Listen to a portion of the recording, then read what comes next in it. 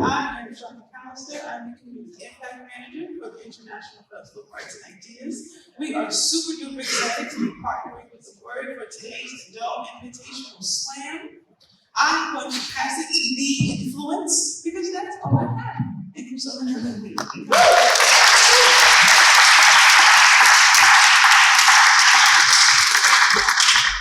What's going on, people? How are y'all doing tonight?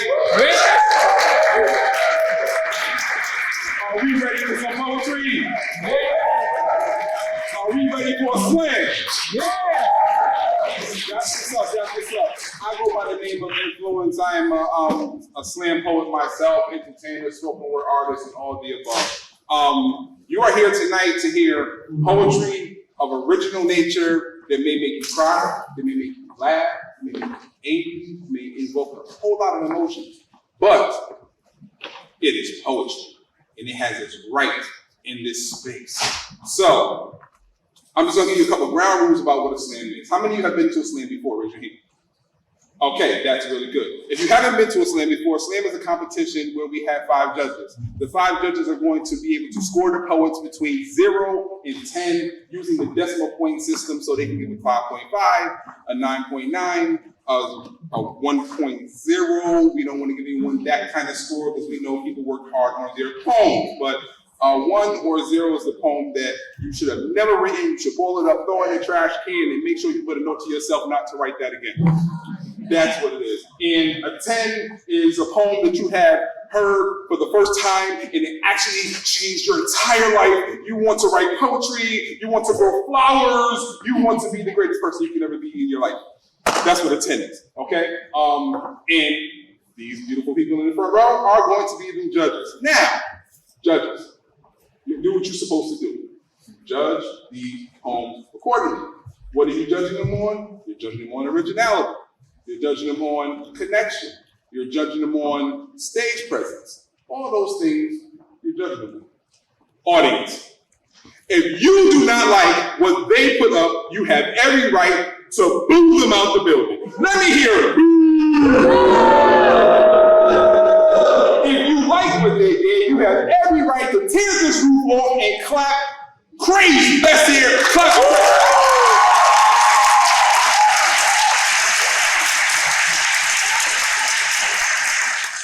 Really, really simple. A slam is really, really simple, but it's really, really fun. So, we're gonna get ready. Are you guys ready for a slam?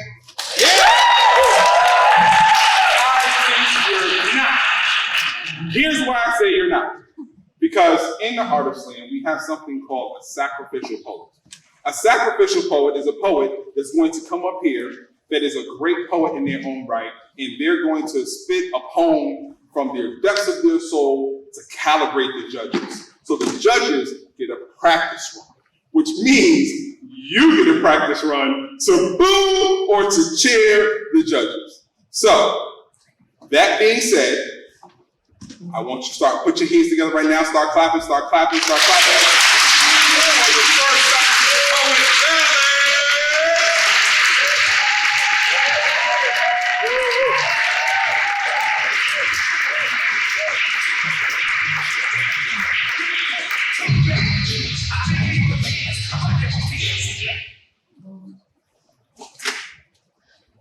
So he had went to go hand me my book bag, and it was a little heavy, so the weight kind of caught him off guard. So he said, "Damn, man, what you got in there, body?" And I said, probably, laughing, longer than needed, hoping my artificial chuckle would kill his curiosity surrounded. Better yet, drowned it in my sorrow as salty as sea water, I suddenly felt submerged under a wave of realization that a backpack is no place for the skeletons you cleaned from your closet, the weight of less concern than the pile of white ivory waiting to whisper your secrets upon broken eardrums. The thought alone suffocated my sleep. While his smirk served as proof, he hadn't the slightest clue of the truth still trapped in my throat. I tried to play it cool until he said, "Don't worry, pal, your secret's safe with me." So I said, "Fuck it.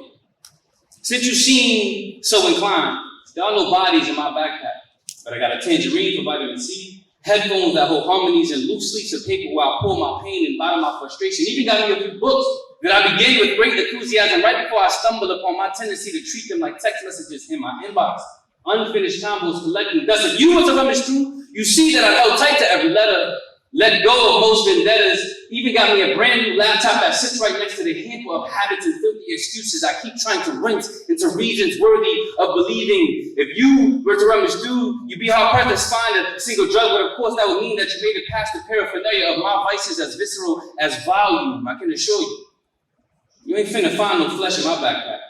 But I do try my best to keep patience and peace packed in the pockets most accessible. This way, on the days that I'm unable to tame my trauma, I can turn to the parts of me that refuse to let the war within wrap itself around my windpipes, because don't we all got a little trauma worthy of doing away with? And he said, oh, buddy, I didn't. And I said, motherfucker, I ain't finished.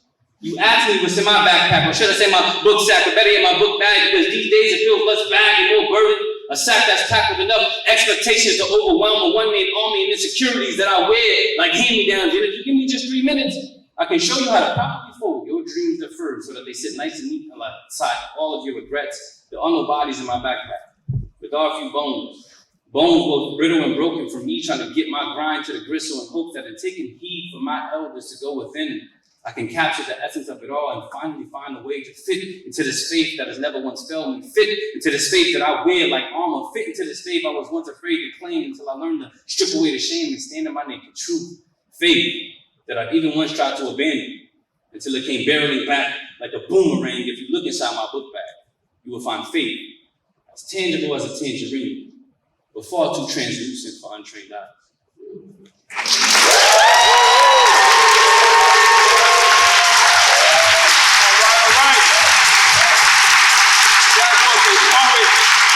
Doing a poem what he was supposed to do. Now, judges, I gave you an assignment, so let's see if you understood the assignment.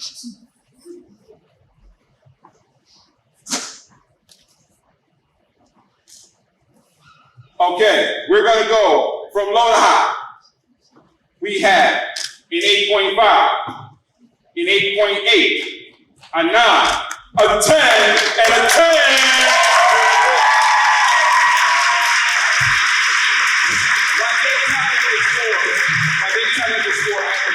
Two rules. If you have a cell phone, please take it and put it on vibrate and or silent. Okay? Number 2 is I forgot to let you know that the poets are on a time frame. They have 3 minutes with a 10-second grace period. Poets, you hear me? You have 3 minutes with a 10-second grace period. So you have a total of 3 minutes and 10 seconds to finish your poems, and we're doing 3 rounds.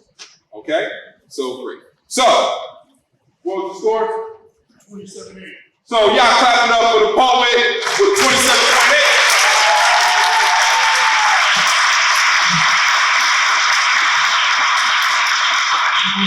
All right, we're getting ready to start the first round. I need y'all to start clapping right now for our first poet, Amore.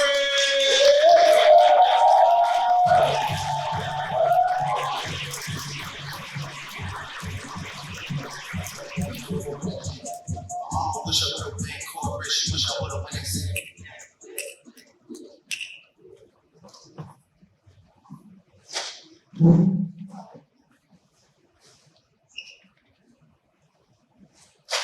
Here lies my father, bracketed in Ronnie Giuliani's basement in 1978, who leaves the world like a sedated birthday candle, a fighting blaze whispered into a leisurely flicker. Wax sweats below the unraveling wick. My father has become something more in time. Yet, there is no past tense other than our scabbed skin and Snake Hill Road childhoods, and it will always be this way, with old stories of North Branford in his back pocket and a pack of cigarettes in his front. A professional force of nature, my father has become a slow burn, a spit roast, and we sit here to watch the fire burn itself out, glazed eyes over the crackling, warriors scalping dignity from the crevices of my stomach. So maybe I didn't used to be a twinkle in his eye with a grain of sand in the center spine of his hourglass, erupting from one memory to the next. The memorial service will be held in my middle name. The viewing is in the bass line of every Red Hot Chili Peppers song. My father is slow now. A blues rhythm hum of an EKG, the Harley-Davidson procession leads to the cul-de-sac of our palms holding on to one another, running in circles until we both burn ourselves out the caboose, always kissing the hearse in lieu of nicotine. Donations may be paid to Social Security and the Parent Plus loan, and all other unkept promises. All he wants for me is to keep writing. Father, I've sinned. I've left you in the quietness. There has been so much noise. I've not been able to read. I can no longer taste the hunger in my stomach, the precious ink, this silence living in my lungs. What is there left to write about with all that's still here? Is the ashes caught in his throat to immortalize broken pieces of a shell that no doctor can put back together again? But my father is survived by 5 children and 5 grandchildren. Each strand of his DNA is ribboned into the gift that is each morning. Dad, I choose to let you go today so I can be a more nuanced you tomorrow. Dad, here's the part where the ashes rise. Dad, here's where the past, we purge it in exchange for fistfuls of the present. Dad, let me finish the story this time, where heaven is a place on earth and the fire keeps us warm every night. Thank you.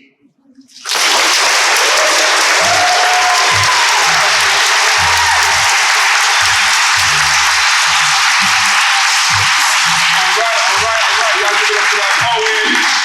Judges, let's go to work. Let's go to work. Let's go to work. Okay, we're gonna go from low to high again. We're gonna go with a 7. Y'all focus on motion. 7.8, 8.8, 8.9, and a 9.2.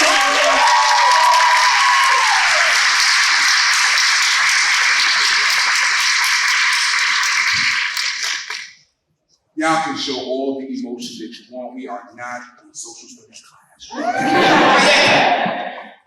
25.5. Y'all clap it up for the poet down the floor. Come on, back to the stage. Next poet, your poet.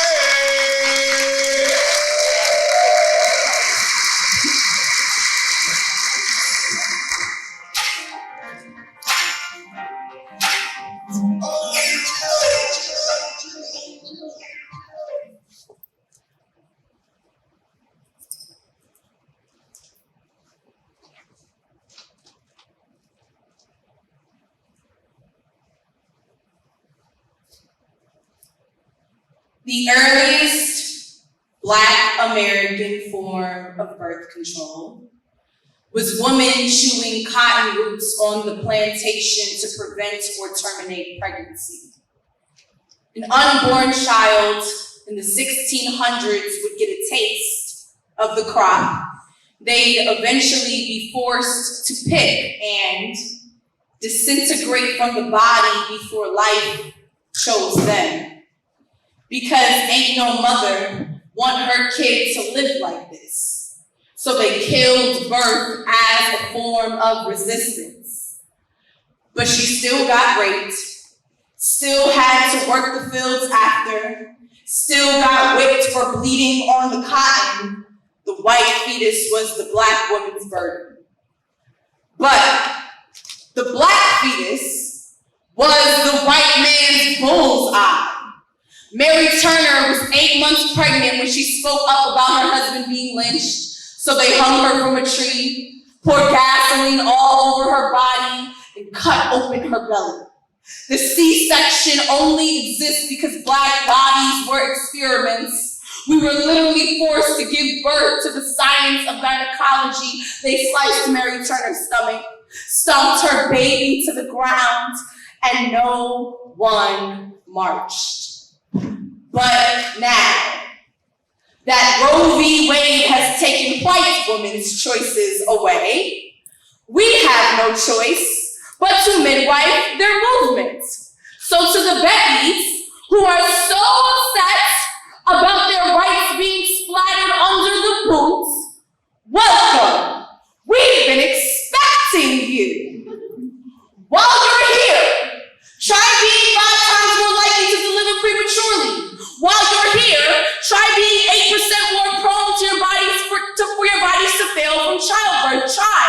be 249% more likely to flat out dying from pregnancy-related causes because humor me.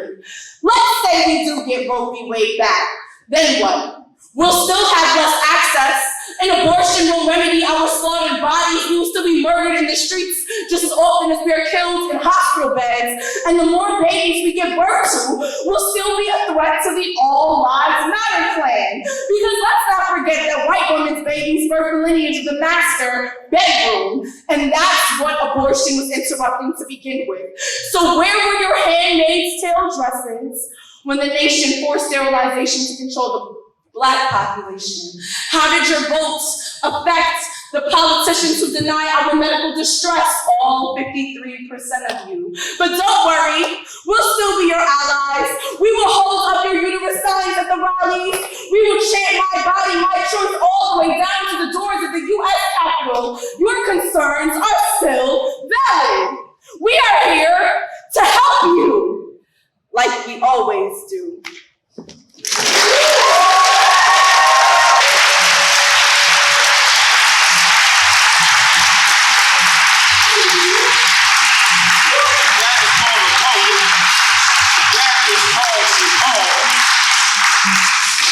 Judges understand assignment, he ready. Oh, how about that? How about that? Let me see. Going from low to high, going from low to high.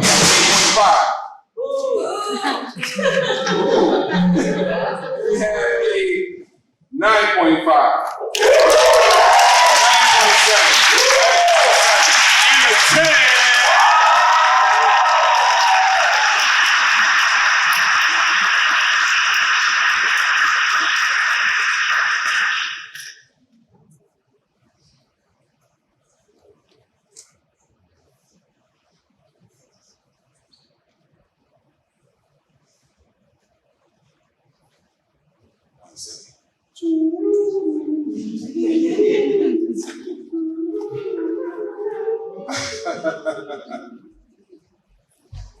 Y'all enjoying yourselves so far?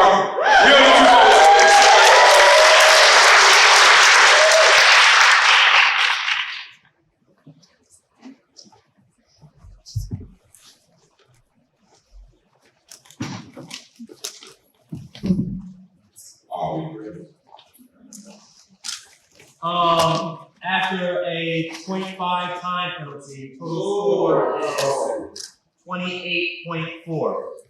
Y'all put the time penalty.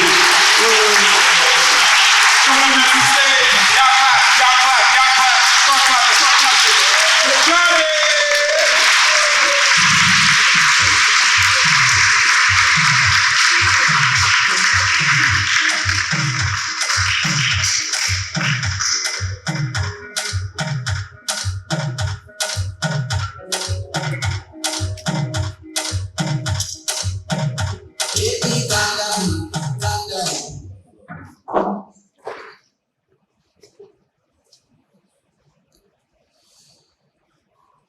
Who am I?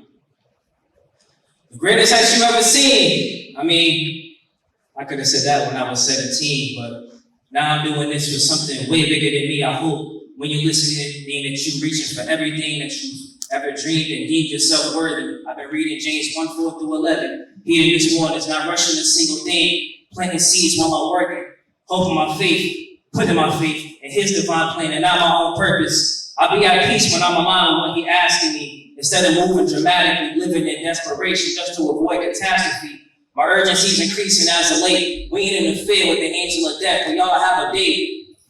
I'm just somebody trying to get himself in order, staying woke for my weight. I know I probably won't be Drake, but I go to sleep on my silk pillowcase feeling great. As long as I inspire one of these one young teenager to tell a Drake. I'm an agent of peace in the land of chaos, it ain't safe. The Matrix ain't science fiction that told us the truth of today. I'm not a follower of tape, only Christ was tame. Open 3 eyes and see the gate of escape. I lead the way, only once you're attached to nothing can you get everything. Job lost his wife and kids and his fortune, it stayed the same. Jesus was tempted by Satan himself and never swayed. I pray that in my journey I build the strength to live with pain and I use it as an excuse to give in to my guilty pleasures, pleasing him over my own divide, over my own desires. It makes me better delayed gratification. Don't believe detoxes. No more sensory overload addicted to people watching. It's crazy. Is it depression? Or or me just being lazy. I land on both. Chicken and egg is what I ponder daily. Either way, I've been tucking my decisions so I can go from no pot to pissing to a consistent lead stock kitchen. Now, who am I? Attention deficit, personality addictive. Mentor said I can't blame what I don't have on the women. No matter if they toxic, you're giving it all attention. If you want the power to die, I'm plugging from the grid end. Who am I but an opportunity waster? Mentally torn between being low vibration or something greater, double-minded physical pacer. I gotta be the only nigga that likes Celtics and the Lakers. I'm really insane, bro. Therapist told me I'm on the spectrum, so now I'm making sense of why GameStop it took 40 minutes to take some. Can't trust my own decision making. If I do, I'll think of the time I could have spent doing something else, all the same stuff. Being stuck in the same place, being stuck in the same hole for 7 years, knowing that it ain't safe. Comfortability with the uncomfortable conditions is a metaphor for how I've been living. Being fine with the little, instead of me working through it, telling my past to finish a haunted home that's played by visitors in my kitchen. Damn, I guess that's why I am.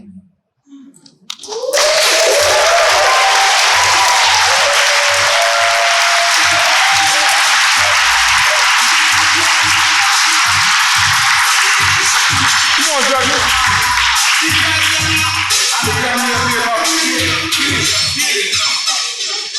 Why you do that to me, bro? Judges, let's go. Okay, going from low to high, we have a 6.5. 7.5. Back up. 6.5. 7.3. 7.5. 7.5. And an 8.7. Y'all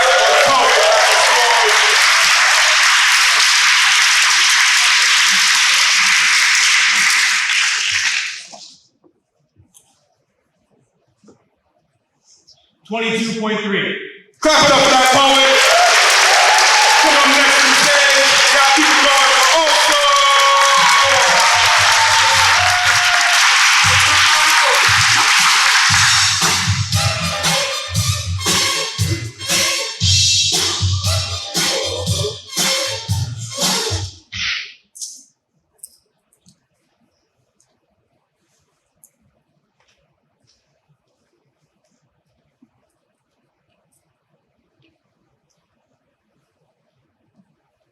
'Growing up, rap music and family were free game to dealing with life's blisters.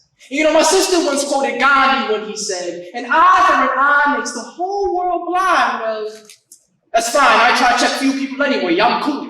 But see, the only paradise where I feel gangsta at is when I come up on stage, bust a rhyme, and all I'm hear is claps, while teaching you the shit that seeps through the cracks of reality, threatening me to snap. I know that my development is slowly developing, but it was only because I was arrested by nefarious thoughts generated by the intelligence weighing on my skeleton. See, I was naughty by nature. A foolish teenager who missed the message. Nas blessings was when he said the world was mine. Now I'm on stage spitting lines into one mic, describing how I worked my way out of days when my mother helplessly watched the ambient light, leaving my eyes see life became crisscrossed. And I felt like an outcast, trying to outlast the explosion of emotions during moments of my teens, creating puddles full of pain, and I wasn't able to control it. Nobody showed me the method, man. I figured this shit out on my own. But it's hard holding on to life and the temptation of death is so strong, especially when you can't stop thinking about all the shit that's going wrong. But Pop told me to keep my head up because life goes on, but trust me, it ain't easy. Because making permanent changes during temporary situations requires patience, even while I'm sending Hail Mary's hollow of grace, shouting, "Lord, please grant me strength," and as I patiently await his response so he can respond, there's no response. So while this process towards progress requires me taking shit one day at a time, I want to write my wrongs before I bleed ink on these crimson lines before I run out of time. Fighting the aftermath of regret, keeping my spirits in a bind, but I feel like everybody saw Dre laying on that table, he flatlined. I need a doctor. Call a psychiatrist and tell him bring help for me because I'm about to lose my freaking mind. Maybe that's why I cringe when someone told me, "You make me feel inadequate." When the fact of the matter is, I can't see the image you're projecting because I feel like I'm always out of focus. I still don't know why God considers me as one of his biggest soldiers when the battles that I've been through have only made me cold. Fearful that these words spoken revealing the broken shards of my past prevented me from the gift of being presently open, so I tried smoking weed to numb the pain of the words that were caught in my throat, and I was left choking on shit left unsaid. Anxiety circling in my head like vultures, poaching thoughts and prayers of hope until I'm left hopeless in wishing someone would hold me. God!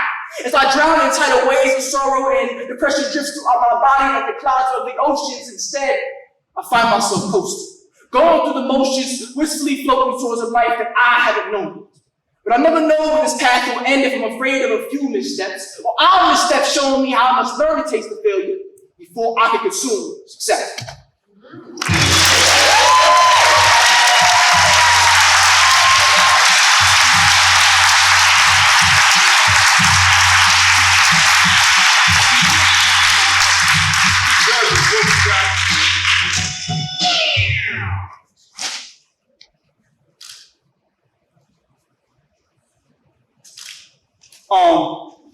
Yeah, that was from him. And I'm like, yeah, I put my phone away too. That's from him.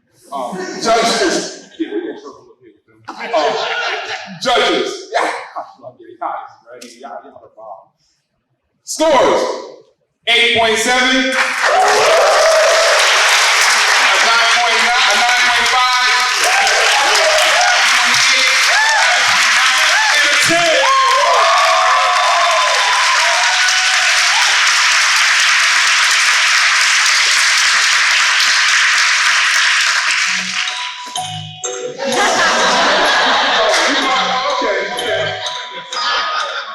Total score 29.2.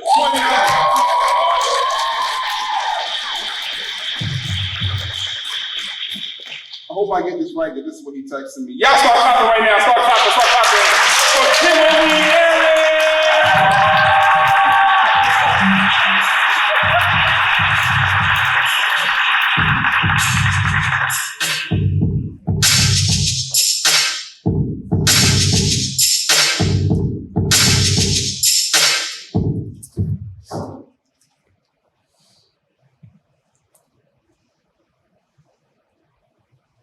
When they asked what I wanted to be when I grew up, dancer never cued in my mouth.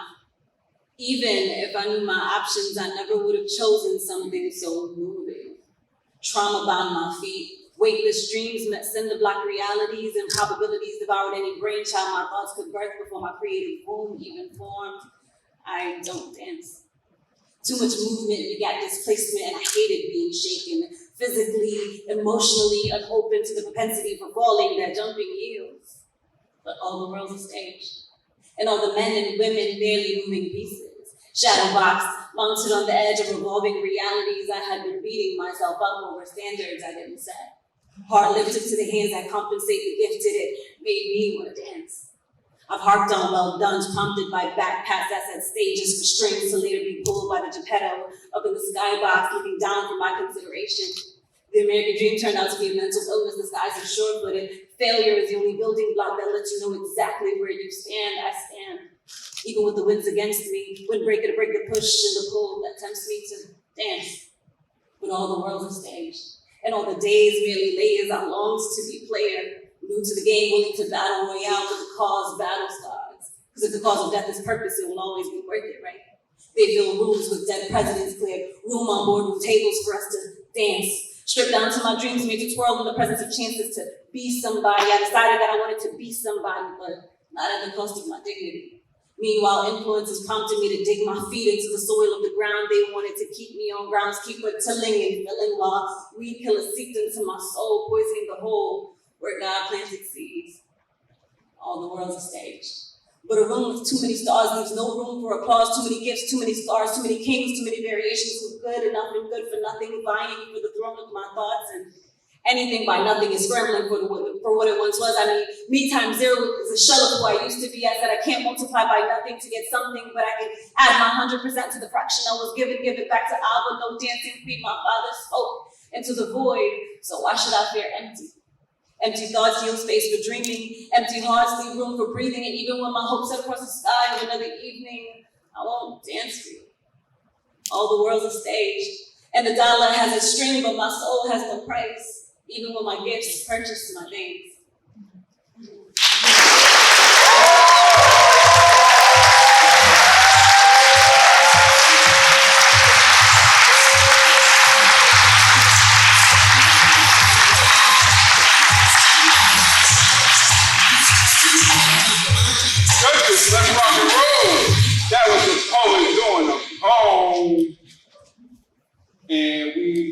from low to high. We have an 8.6. We have an 8.8. We have an 8.9. We have a 9.5. 9.8. Yeah, keep that energy going for the next poet coming to the stage. Clap, clap, clap, clap, clap, clap, clap. Yeah!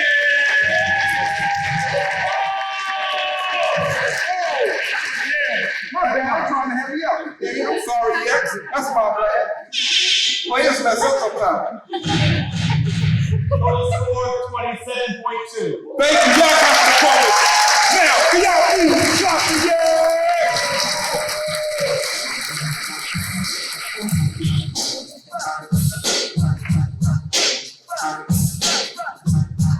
As we proceed to give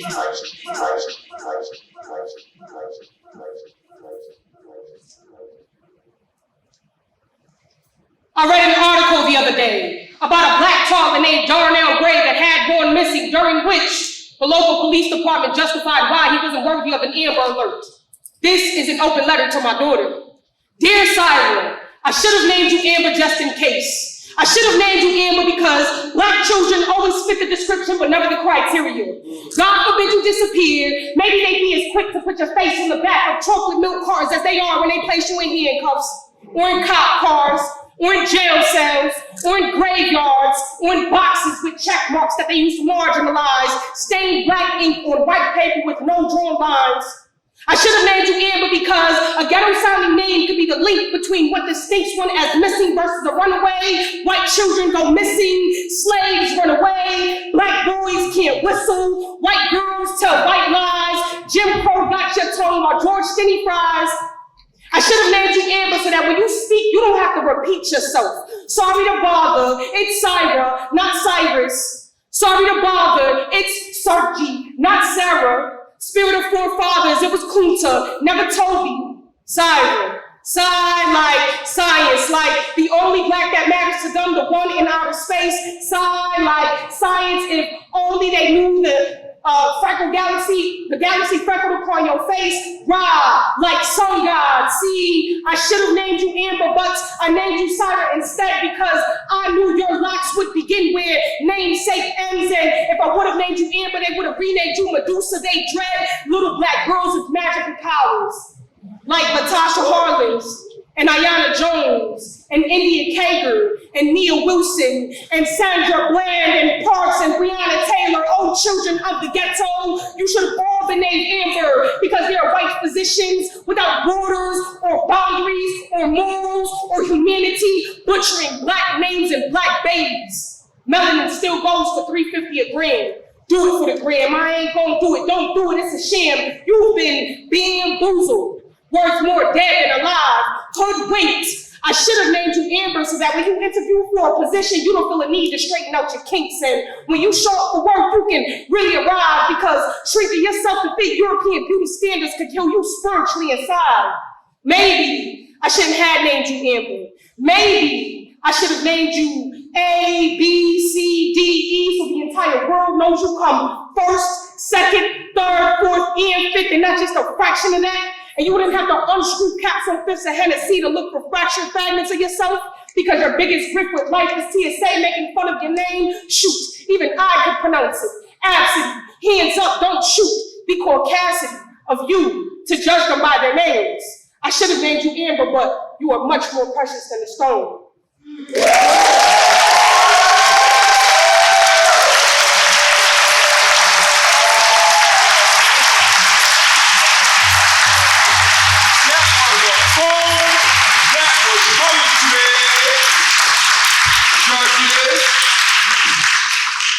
Okay, going from low to high, we have a 9.6, 9.9,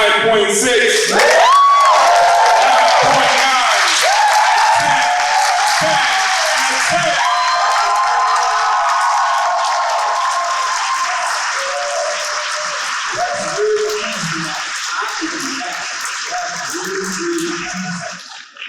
I was great in English, horrible at math. 29.9. Y'all clap it up for it. Coming up next instead, and y'all keep that energy going for Rudy Cruz.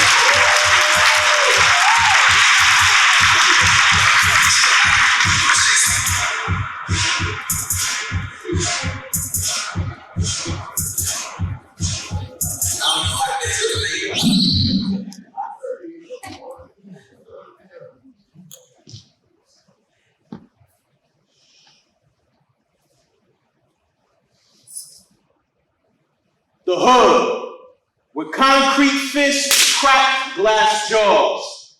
Guns aim remind me of Uno card games, red and blue draw fours, the hood. Poverty-stricken, criminal thinking. Through frustration, tension builds. Wrong place at the wrong time can get you killed because in the hood, the so-called protectors of peace can make you a victim. The Klan gets their wishes, Oscar granted, and the pigs ring Sean bells in celebration. The hood, where bullets have no sense of direction, lead pierces through the flesh of innocent women and children. But if the guns don't kill us, the drugs can. If the drugs don't kill us, our diets can. So much stress leads to blood pressure tests. We put more money into name brands than paying our debt. Young girls can't recognize what a gentleman is since being chivalrous no longer exists. And I'm from Providence, a small city in the smallest state, where the youth gets caught in an even smaller mind state. As I heard a girl once say, she never leaves the South Side, I realized her ideology of the whole world is condensed in the length of a walking distance.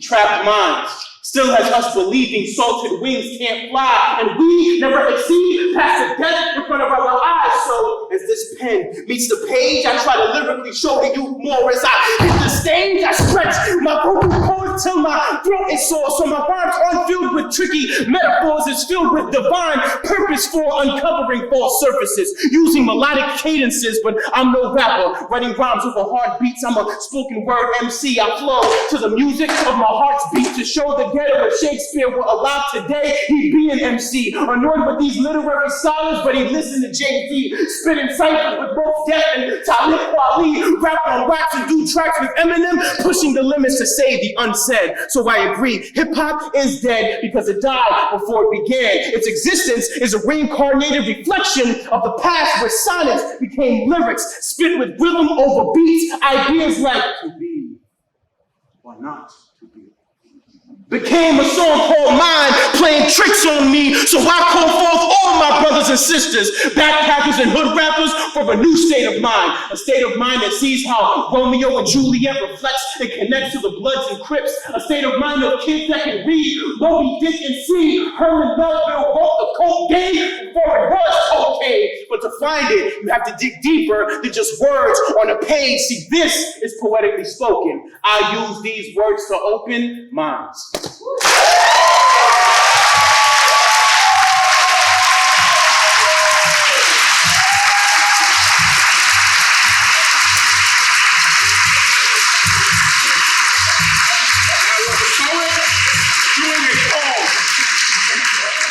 Judges, going from low to high, we have an 8.8. We have a 10, a 10.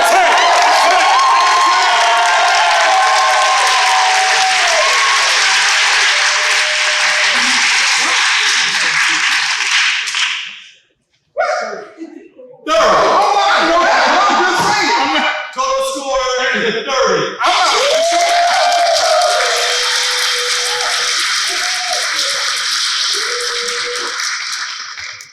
Y'all start clapping. Start clapping. So let's call them out. Y'all start clapping for Kimani.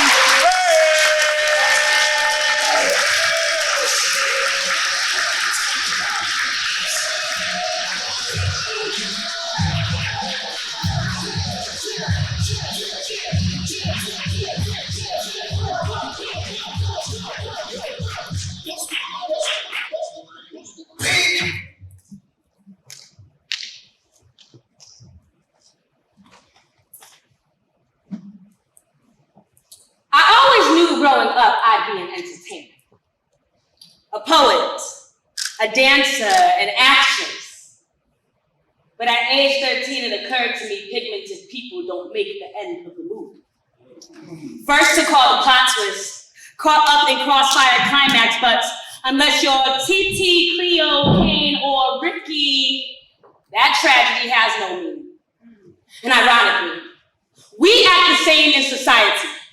Desensitized to being the system's targets, yet scream at skies and our hands control the bullets, then immortalized on a t-shirt and candle linings around phone rolls or the new funeral service.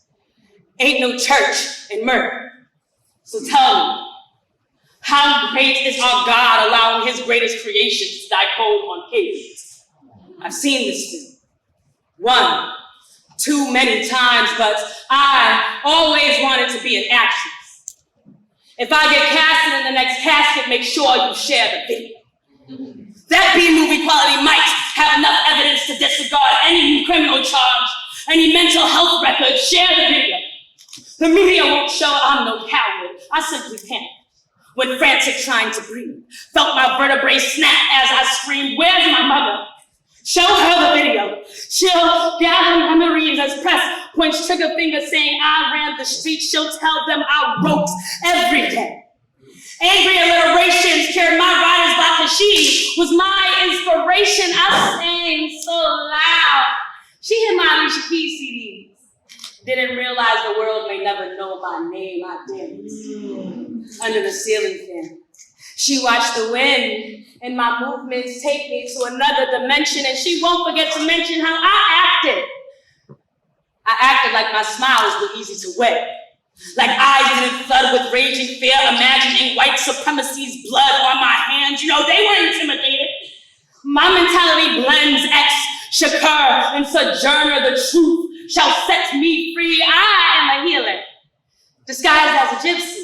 But they saw a witch, afraid of my black girl magic. In 1693, I'd be burned at a stake. Today, I'd be lynched. Nothing's changed. So if I die young, it was by someone else's hand. Gun, a sacrifice for my father, my brothers, ex-lovers, my son. Make me a movement. I want to rest in reparations, not peace. Throw me a frat party for 40 days and 40 nights, get more than 40 acres, and a mule is only right. I write my eulogy in case I don't have a case without a camera, and for that, dishonors my life.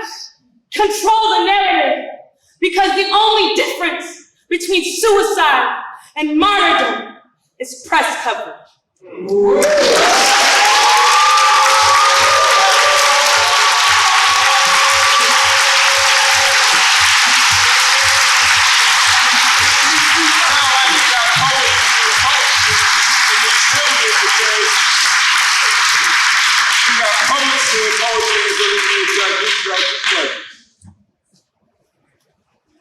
Going from low to high, we have a 9.9.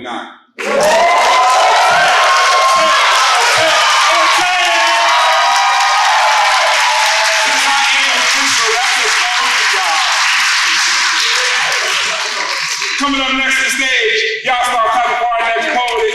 Start clapping for our next poet, an urban nerd.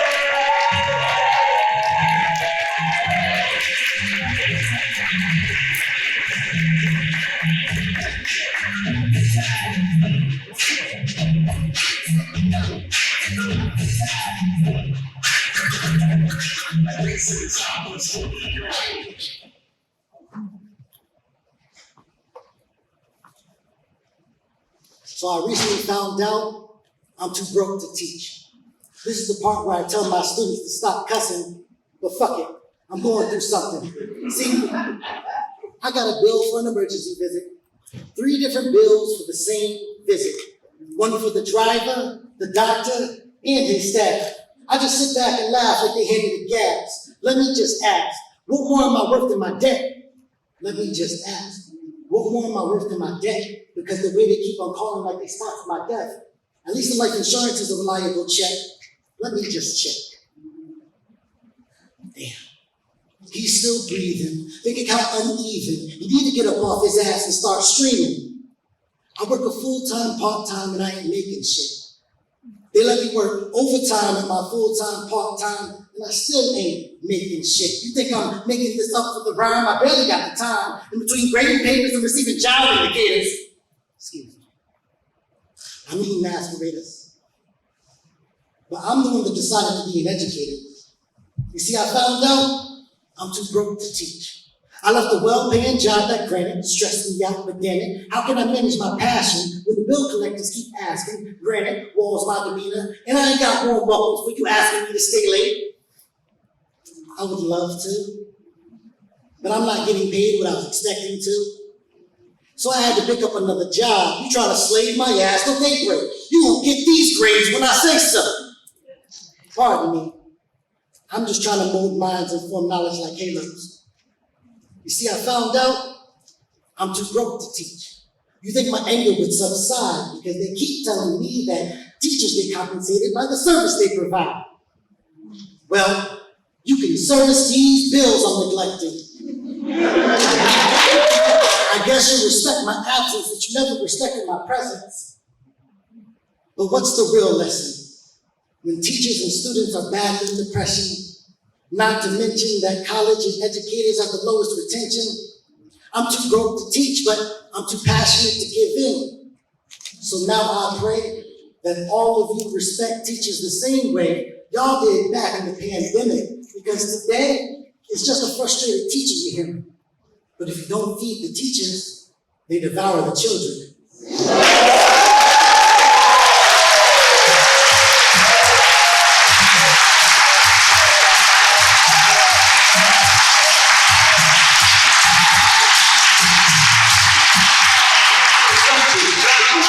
Let's go to work. Y'all still with me? Y'all still with me? Poetry. Okay, we're going from low to high. We're going with an 8.9. 9. A 9.3, a 9.5, and a 9.8.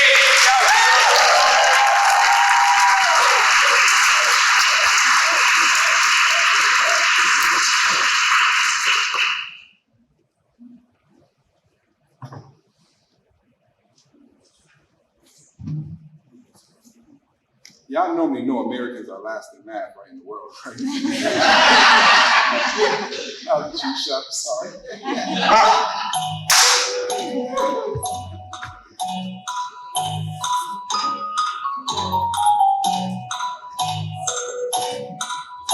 Total score 27.8. Y'all give it up for Chloe.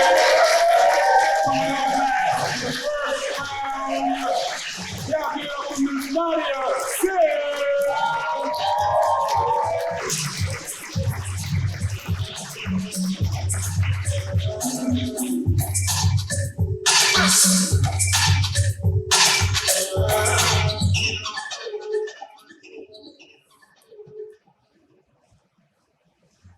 The attempt to break a generational curse gets left to point fingers at which generation's worse, trying to assign value to a generation's worth. But who can I count on to define the terms of equity before I ruin my credit and that amount of debt left to me? It be your own people. Parents taking money from their kids' savings, the reality of kids having kids enslaving, trying not to be embarrassed by what they don't have or never had in their past, and while other people have wealth, we try and fake class. When all you've been handed down is a piece of trash advice. They say, don't be like me, have more than me. But what the hell does that mean? I break the class ceiling of poverty just to end up in a middle class house and let taxes shut my middle class mouth. I'm moving on up to what? What is the American dream against American screams for more? I want to be in those videos going, Mama, we made it. Instead of creating spreadsheets thanking God that we made it another pay period. I mean, the lights will stay on, our pipes won't freeze. We'll have Netflix to last, but ain't nothing free. So me and my pen will keep screaming at America. Saturday night and leave a message at the beef in America. I want to be at the top of the heap in America. I want to be financially free in America. Why do I know my bank balance by heart? Why do I know what it's not? I don't want the bank to tell me it's okay to eat in America. I want blessings to rain down on me in America. Because I'm tired. Excellence is a muscle and flexing is a tussle between what I feel and what I show. The reality of my future is the day I go broke. And isn't that the worst? Living in a generation and knowing your curse. But my genes are resistant, insistent, and resilient. My dreams are persistent, consistent, and brilliant. All I want will be done, and I know it to be true. These mountains will fall and crumble before I do. I was made in America, baby. I was built for this. Thank you.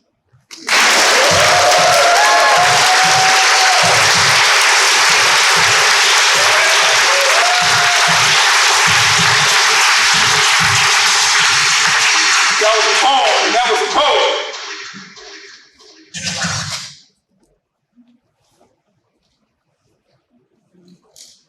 Okay, we're going from low to high. We're going with a 7.9, 8.6, an 8.8, a 9, and a 9.2. Poet got the score.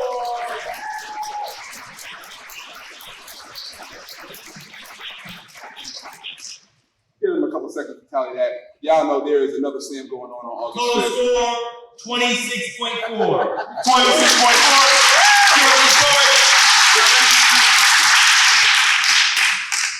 I tell y'all not to use y'all phones, right? But then they got me using my phone, right?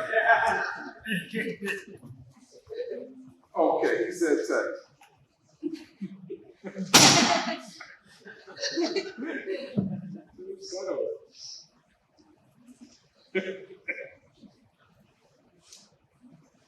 Oh no, I can't do that.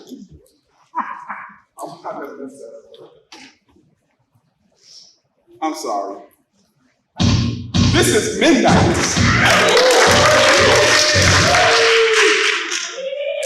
Aldebaran. Aldebaran. Oh, okay. Aldebaran. See? Thank you. Here we go.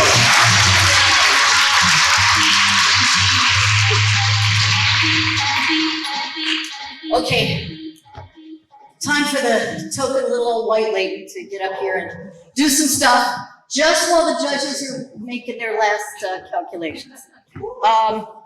Okay, so I basically write 17 syllables at a time. I have the attention span of a sand flea. Okay, so haiku is what a lot of people call it. It's actually senryu, which is haiku poetry that speaks to the human experience rather than nature. Yeah, I have some. Yeah. Okay. So I thought I'd start with this one because this is written based on something that a young trans male. Okay, yeah, I'm trying to get them all in order.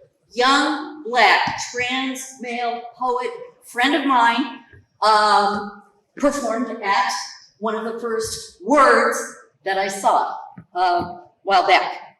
I don't think I need this. I love my dick so much, I ought to name it and make business cards. Yeah, I just wanted to show you I can say, you know.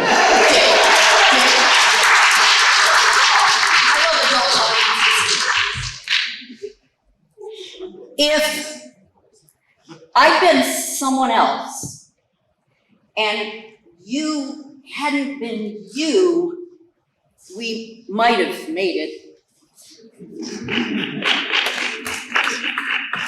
Okay, this is audience participation. In the mind. Ready? One word, 5 letters. Remove 1, 2, 3 of them. Still, the word, yeah, I put that in there on purpose. The word empty. Empty. Okay. Cue the crickets. Oh, I like this one a whole lot. This might be my favorite one I ever wrote. It has a title. Some of them do, and sometimes the titles are longer than the poems. For you, and you know who you are. I'll just tell you, the who is not in this room. Okay, okay, deep breath. If karmic justice is real, you'll reincarnate as a toilet brush. Yeah, I can get mad. I just can't do it as fast as the other poets do it. You know, like, wow. What is that? I mean, applause for them? Like,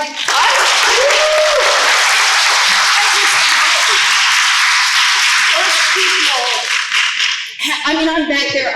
My jaw is dropping further and further to the ground with everyone. I am so honored to be here. Okay, so this was written for a poetry performance. The theme given was dare. You first. Nuh-uh, you. Hey, let's do it together. Okay, hold my hand. One more, okay, I'm getting the one more signal. How about this one? Ooh, this fits right in. Can you be patient? I haven't finished being me yet. I'll text you.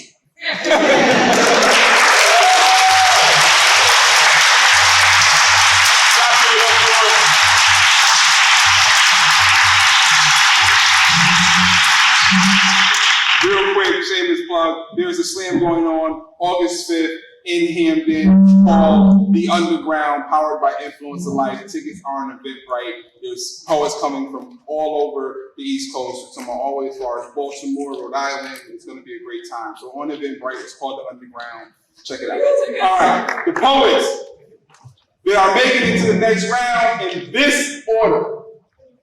Goddess, Tamani Rain, Rudy Roo, Yex, also Lyrical Faith, and Urban Nerd, and Kimberly Aaron. So y'all start coming right now for your first moment. Goddess, Tamani Rain.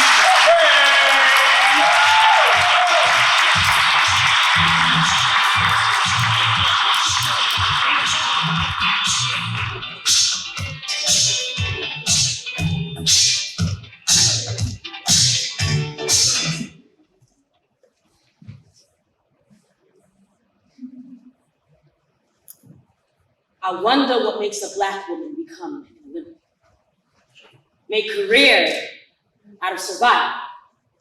When her first instinct in danger becomes her purpose, cheating death is a lifeless. Safety and success are defined the same no matter how much you pray, you'll pray. When fight isn't an option, do feet grow wings? At what age do young girls learn to fly? Soon as they're old enough to look both ways on sex-trafficked streets this country crosses us. Makes backseat gymnasts, telephone pole dancers tight enough to rope us up. The difference between a noose and the news is an elimination race girls be running. Late for class, passing predators outside school bus doors, a sidewalk of pedophiles masked as mommy's friends, and I pray that the only time a little Black girl gets caught fast is on a track. Hope she stay on track, make career out of survival.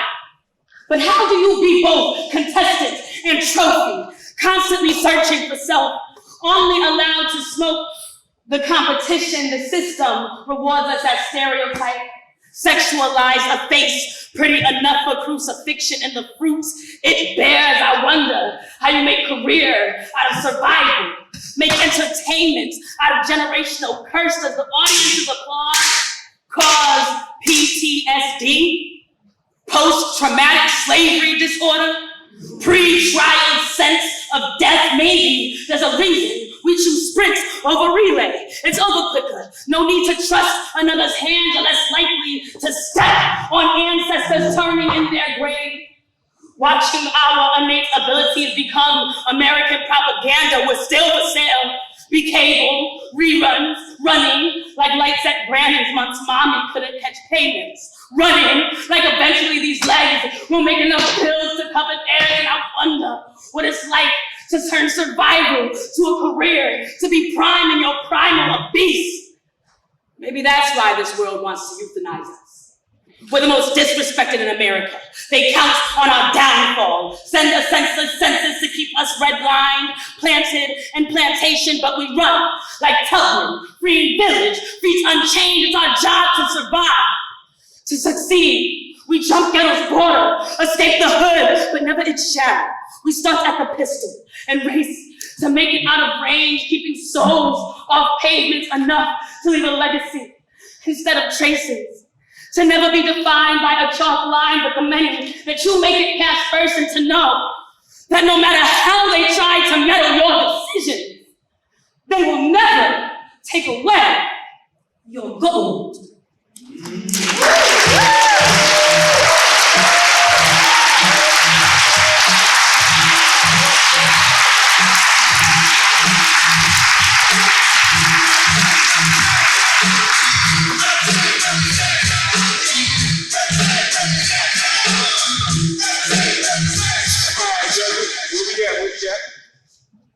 That was a poet doing a poem.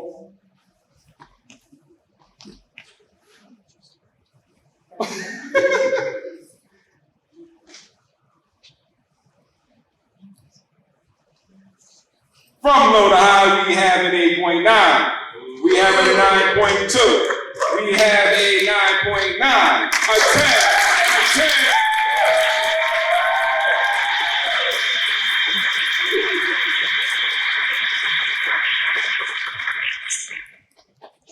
Total score 29.1. 29.1,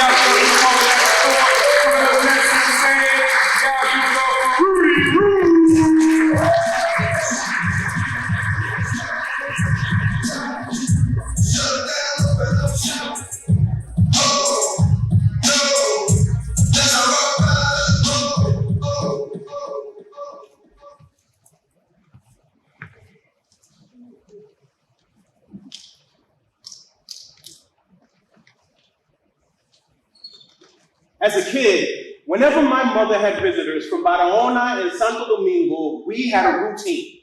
It started with her voice. Ruby, mira, ven acá, mi hijo. The words pulled me away from the TV and into the living room. My mother's right hand placed gently over my mouth.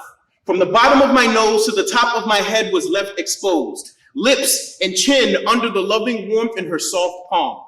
And she would ask, ¿A quién Ruby se parece? This was all routine. My jeans were water in an untouched river pure, shining bright, reflecting family roots. Every visitor's answer rang in amazement. Mira eso.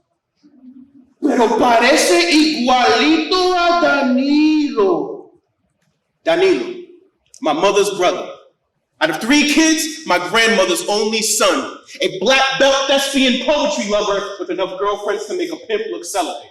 He was explosive, like a plátano attached to a lit dynamite with Danilo, the definition of barrio cultured machismo, fought his whole life but never had his face touched. His swing just as quick as his wit. Most reps were over before opponents even knew they were hit. Mi tío, Danilo, my mother's brother, my grandmother's only son, the uncle I got my looks from, but never got the chance to meet. During one confrontation against multiple men, Danilo whooped ass like a martial arts movie until one fat-lipped combatant called backup in the form of a pistol. Mi tío Danilo, undefeated against men, lost the fight for his life. All it took was one bullet. To this day, my mother keeps a framed photo of her brother. Every day, my grandma with bare hands holds her son's image and wipes off the dust before respect even forms. It's a black and white pic. A thick afro with full chin straps outlines Danilo's face, and the more I grow into looking just like him, I finally get why my mother never liked my hair being short. The same reason every time I hug my grandma, it feels like she's holding on to the last bit of Danilo that she has. So these days, I speak like my tongue has eyes, watching everything I say, quicker to shake hands than I am to throw them. Even when my fists want to drunk drive themselves into someone's face, I find sobriety, because my attitude could have been a trigger pull inheritance of my uncle's fate. But I refuse to let my family lose Danilo a second time.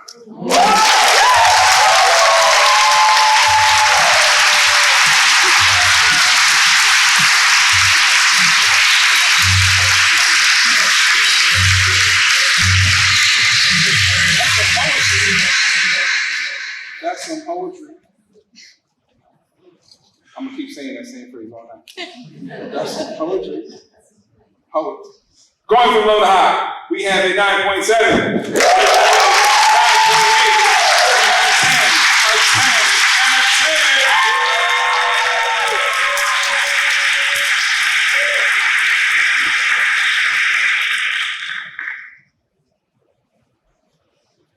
Total score 29.8. 29.8 for that poet. Y'all keep that energy going for that next poet on the stage. Y'all give it up for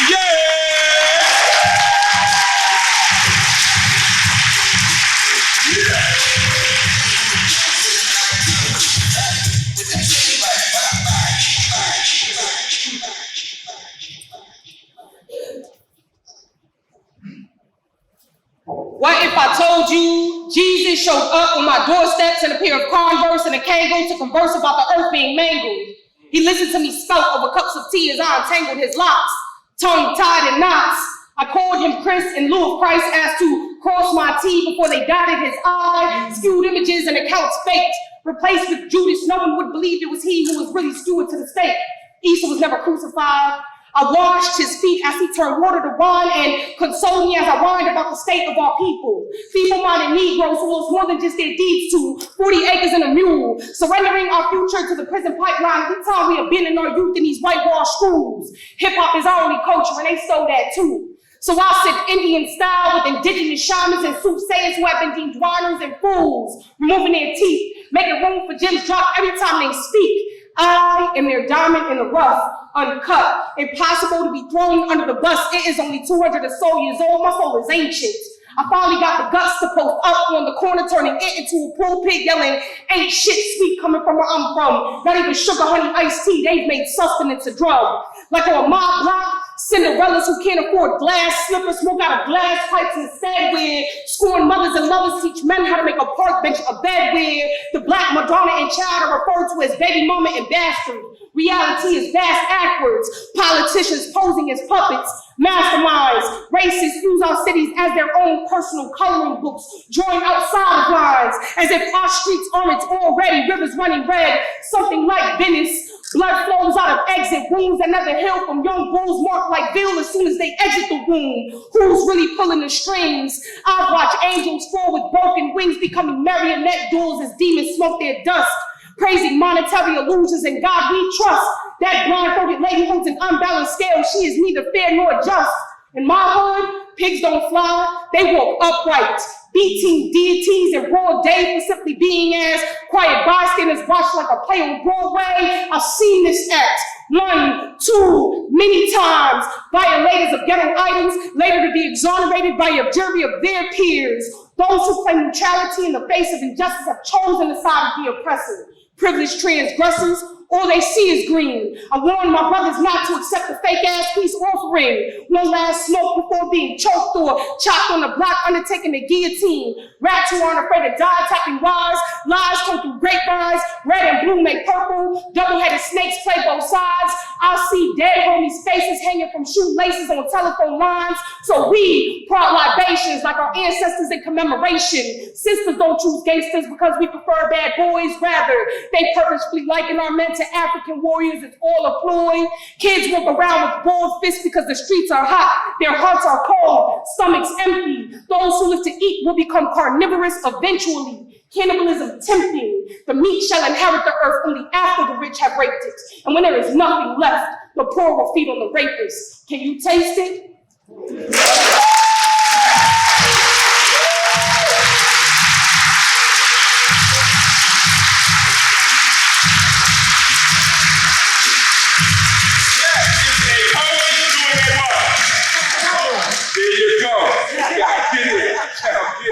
See? Train people, that's what they do. Scores from low to high. 9.8.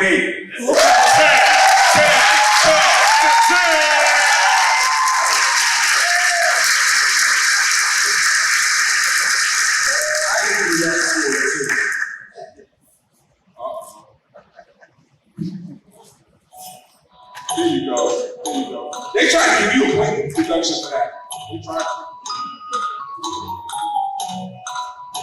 After a 0.5 time penalty, the total score is 29.5. Y'all clap it up for the poet number score.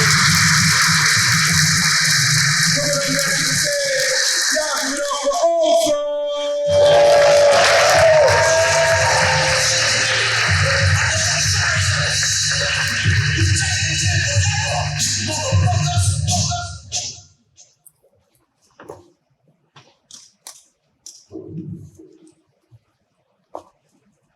You know, I guess you can say I love trees from an early age. While sitting on my porch, I would inhale the smell of leafy foliage with a paper for my thoughts and a pen to roll. Back when I used to pick up the pieces of everyone's mess, I used the trees as a relief from the internalized stress. A gift from Mother Nature easing the heaviness of my breath. A place for me to rest, and my mind was a cluttered mess, calling was the best. But as I got older, I started to smell the flowers. The aroma of maple leaves now mixed with something sour. The euphoria of feeling free, leaving me stuck for hours and believing the trees to be my source of creative power. See, the impact would be slow, but it began from within.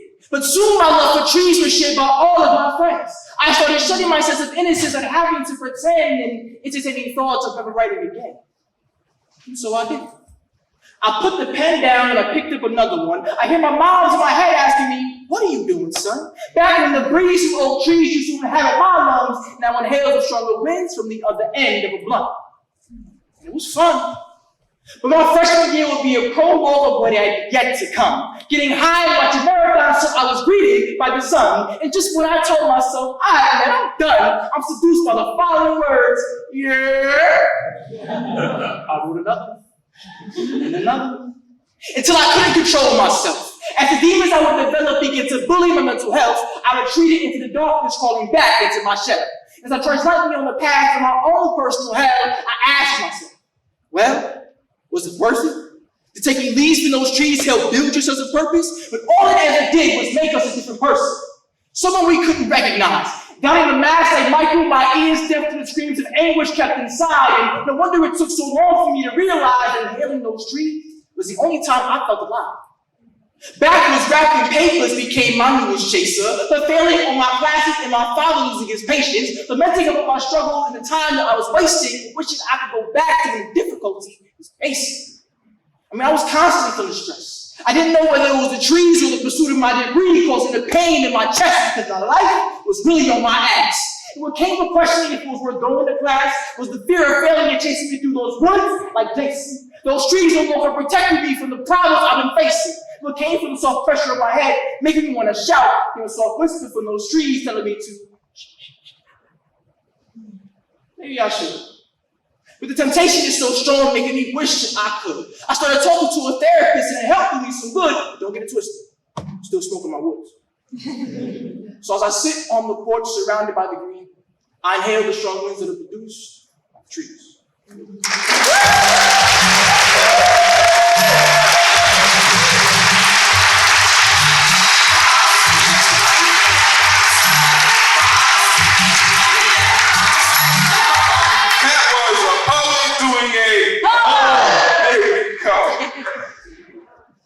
Judges, we're going from low to high. Y'all made this very easy. That's funny. 9.5, 9.5, 9.5, 9.8, and a 9.9.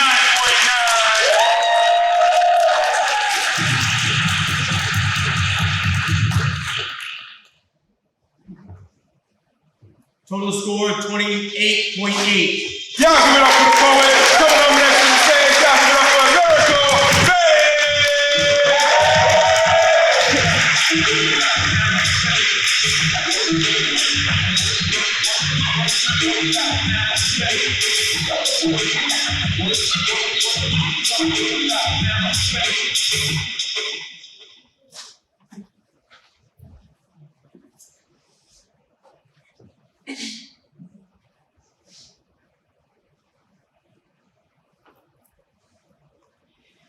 I get the best of both tongues, I'm bilingual. I speak the language not of two countries, but of two communities. I've had to code switch for so long, I care less about the color of their skin, but more about the content of my character. I know how not to lose my native speech just as easily as I can speak the one imposed on me.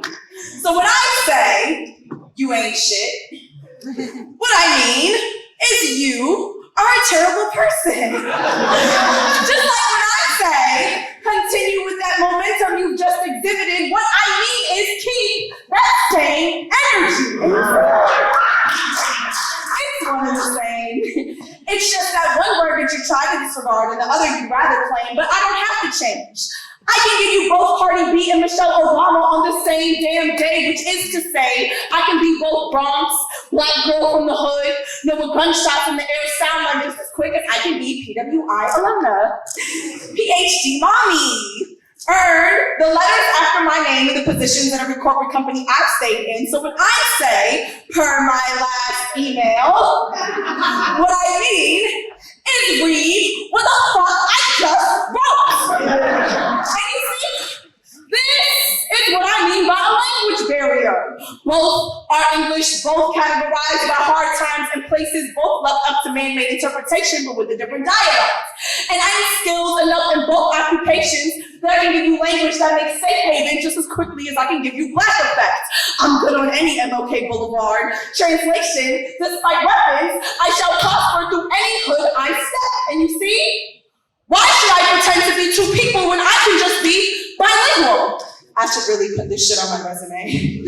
Because for generations on end, my very words have been made to believe they are sin, something to be ashamed of, something to consider myself less than, and I'll be damned if I ever have the curve out vernacular for me to feel comfortable around you again.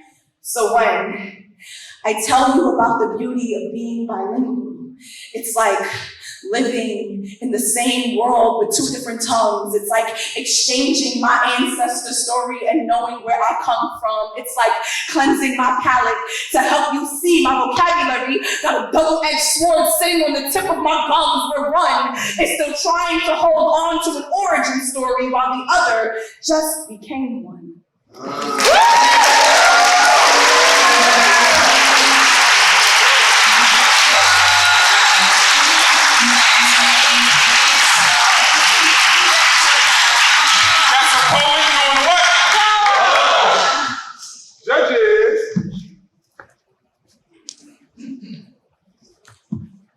Okay, we're gonna go from low to high. We have a 9.7.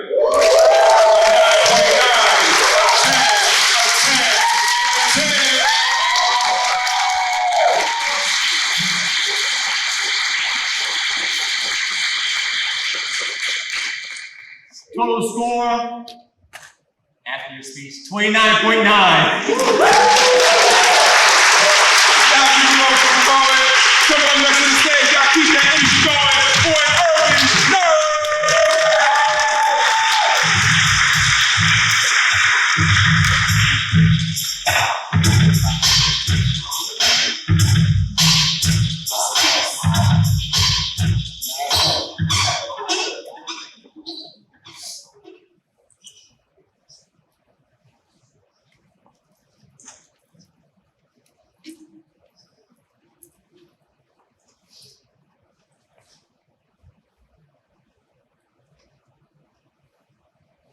Dreams allow us to astral project. Around the same time my Uncle Jimmy passed, I remember having a strange dream. I remember being teleported to a jungle, walking through a clearing and seeing my uncle, but I didn't quite recognize him. He had grown aged and wizened and merged into a sycamore tree. Now, if you knew my uncle, he was a bad man with a guitar in his hand. He used to play that funk, leaving people with stink music, knowing damn well he wasn't supposed to play that devil's music in church.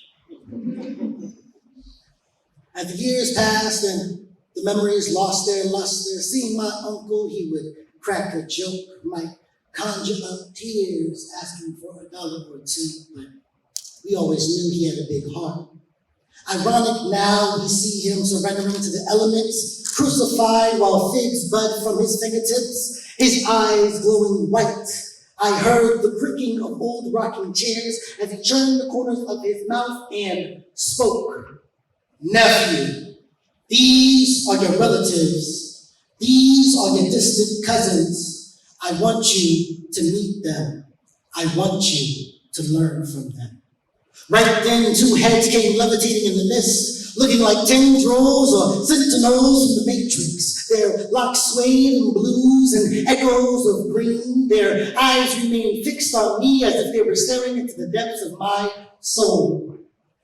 My legs ran cold as the blood rushed from my toes. I froze, unsure whether to run or to fall on my knees in praise. What are these things that you say that I am related to? What guttural others come from their belly? What are these sounds beating and reverberating on the drums in my ear? I turn, swiftly beating knees to chest, all too late. I feel the weight of teeth choking on the back of my tendrils. Right then, electricity shoots through my bones, down my scalp, down my shoulders, the hair on my neck and arm raised bald, fist to sky. My jaw clenches with the sound of Tulsa. The Avatar statement got shit on this. I'm surged with power levels way beyond a blood Super Saiyan.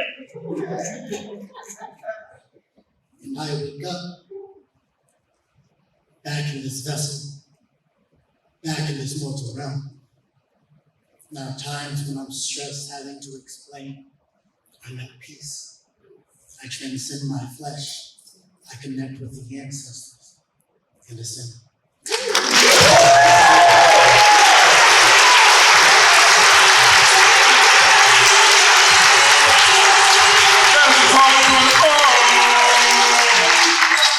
And judges.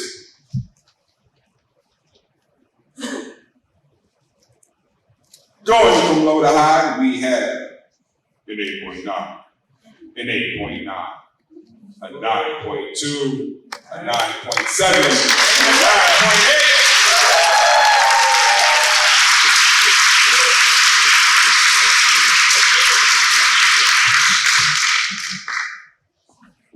Total score 27.8. Give it up for the poet. Coming up last in the second round. Y'all give it up for Kimberly.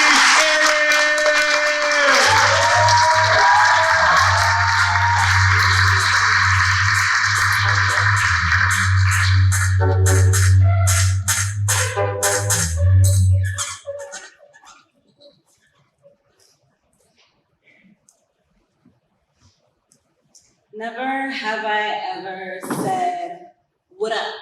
to a guy instead of, "Hey," so he'd be put off by my hominess. Never have I ever pretended to be deaf to dissuade some dude at a job I didn't like but needed from asking for my help as a ploy to press me. Never have I ever code switched my body language in a room full of men to let them know, 1, I'm not with the shits, 2, I won't kiki at their cat calls, 3, if they make me choose between their lives and mine, I'm choosing me. Never have I ever practiced running in heels so I know I could run for my life if I ever ran into a reason to. I received a degree in criminal justice at 22 that turned Jiminy Cricket every time I set foot outside the threshold of home. And I don't watch Time TV for nothing. I consider it continued education, and the lessons are 1, keep your head on the swivel, 2, always watch your own 6, 3, stay sober and vigilant because there's a time and place for fun, but you gotta be alive to have it. Never have I ever locked myself in the house for 3 days after a night a man drunk stumbled through the street, stopping at the car I was in, bent over to look through my window and try my handle despite me telling him to move along with my whole chest. Never did that happen after a different drunk man in front of a different apartment a few years prior tried to gain entry to my vehicle after I walked past him loitering on my steps, only to learn a year later that this neighbor's absence past that evening was due to prison time.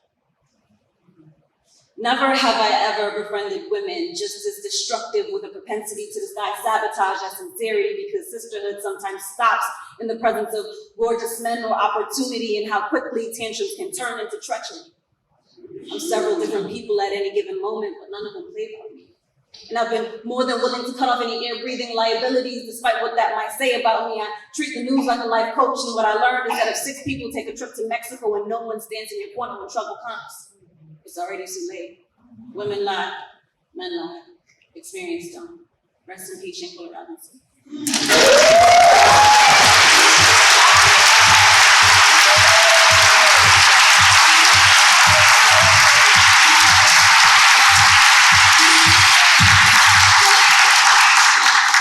Somebody say it for me.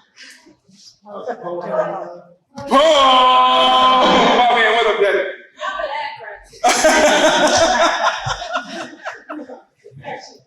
We about to do that all night. Okay, going from low to high, guys. We have an 8.9.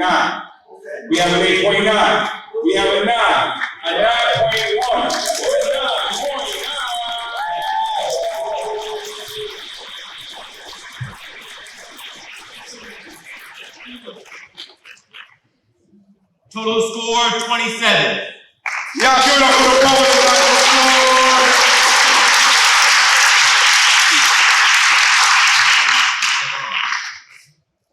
Say it again. Aldebaran. Coming up to the stage.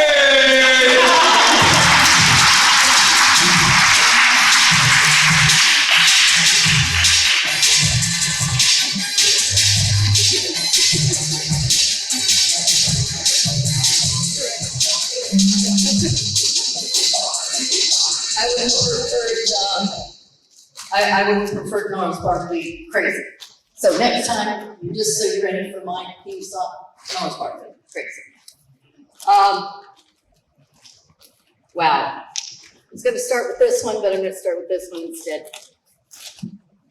Ancestors, I am because you were. Eggs, sperm, dreams, all stand right here now.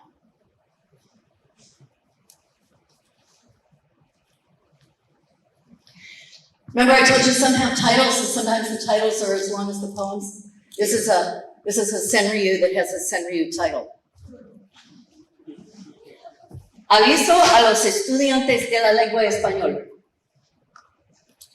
Ten cuidado de no decir cojones en vez de conejos.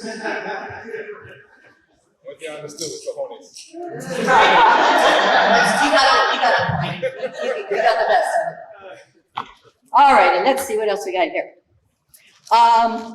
The title of this one is One Step Toward Learning to Forgive. I like to write things for myself a lot as reminders. If it ain't yummy, if it don't jump you for joy, forget about it.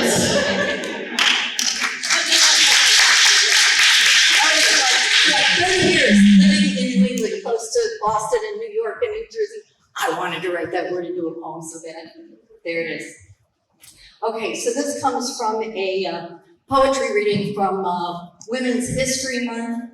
A young friend of mine was asked to read at one of the library branches in New York City. And so I went down on the train and surprised her. And I heard so much good stuff, but this one really inspired me. So this is what I wrote. They suffered for our suffrage. We must honor their pain with our votes. Last one. He just said last. Pick one. We're at the third round, the final round of the slam. Y'all give it up for yourselves. The poets are going to come in this order. Also, Lyrical Faith, Samani Rain, Yes, and Rudy Roo. Are y'all ready? Y'all put your hands together for your first part of the third round. Also.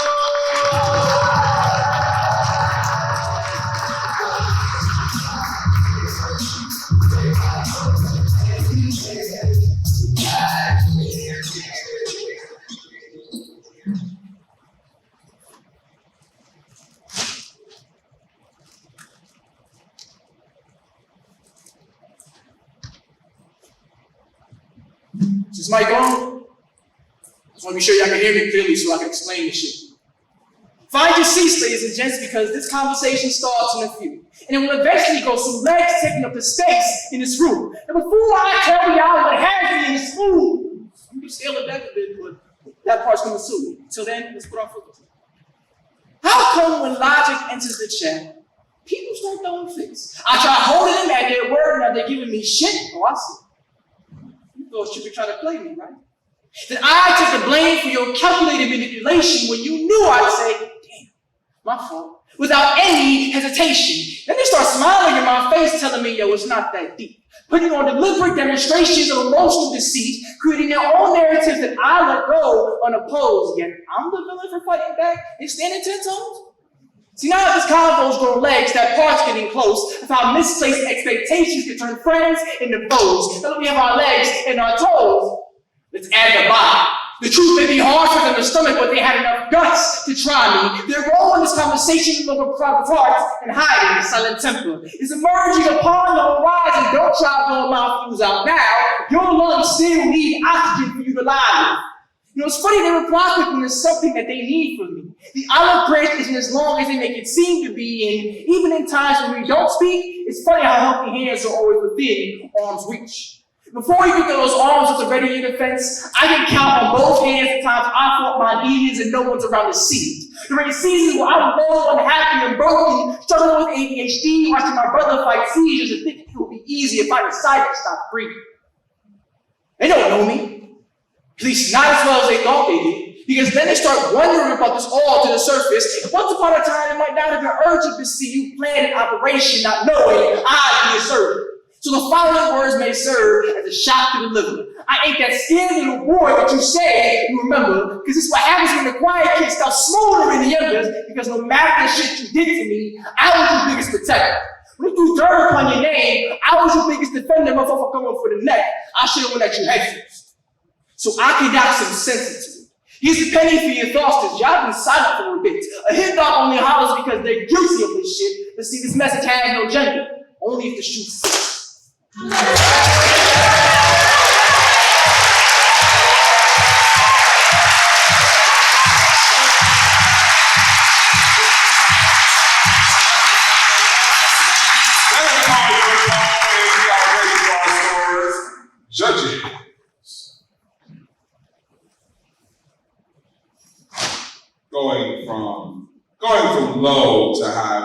9.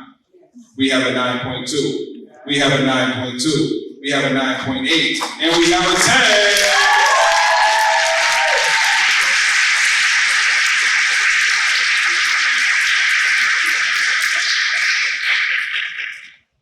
28-2. Clap it up for the poet. Coming back to the stage, Dr. Bell for Lyrical Play.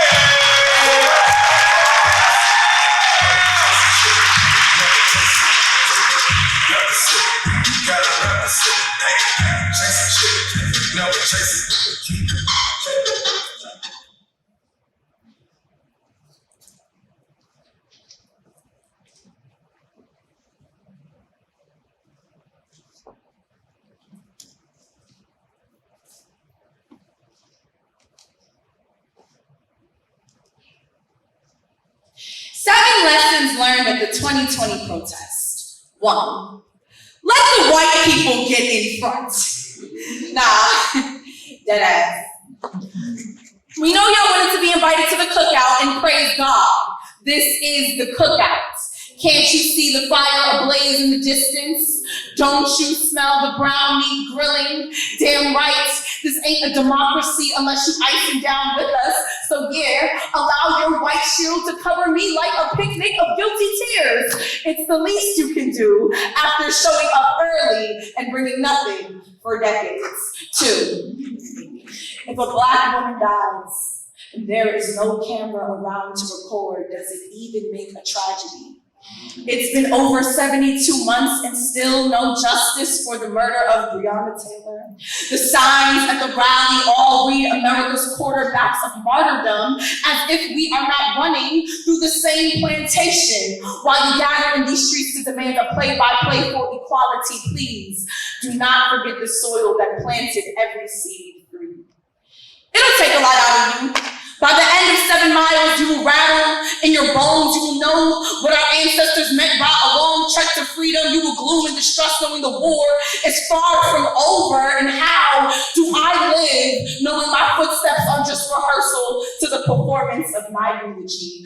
4, the Birmingham movement lasted 37 days. The Freedom Rides lasted 7 months. The Greensboro sit-ins were 6 months. The Montgomery bus boycott was 382 days. Quit asking us when we will stop marching. We will stop marching when this country stops lynching us. 5, the soundtrack is Kendrick Lamar's All Right, NWA's Fuck the Police, YG and Nipsey Hussle's Fuck Donald Trump, and for the Saints, Tasha Cobb's Break Every Chain. Revolution by Kirk Franklin, and we gon' praise while we dance in these streets. Shout legal spirituals to top of our lungs and demand you put some respect on our peace. 6, come prepared. Bring milk for the tear gas. Bring a pair of shoes you do not mind creasing. Move like your body is on fire. So instead of the precinct or the cop car, it was actually just every breath you ever took, dragging ball its way up your throats and out onto the threatening. We told you, this is the cutouts. How could you not expect for there to be flames? 7, you wanted an invite so bad, right? Well, here it is. Don't walk up empty-handed and then expect us to still fix you a plate.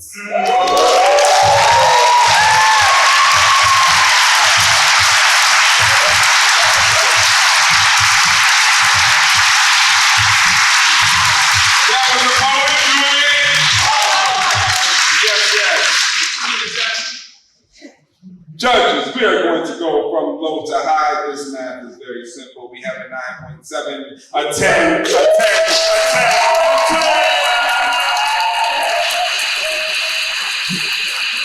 We know what that is. That is the 30. Y'all keep that energy going for the next moment to the mic. God is surviving.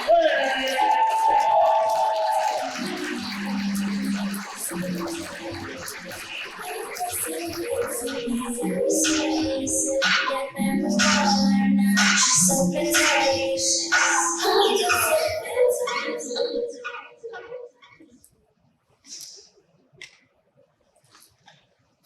People tend to ask me how my face is so clear.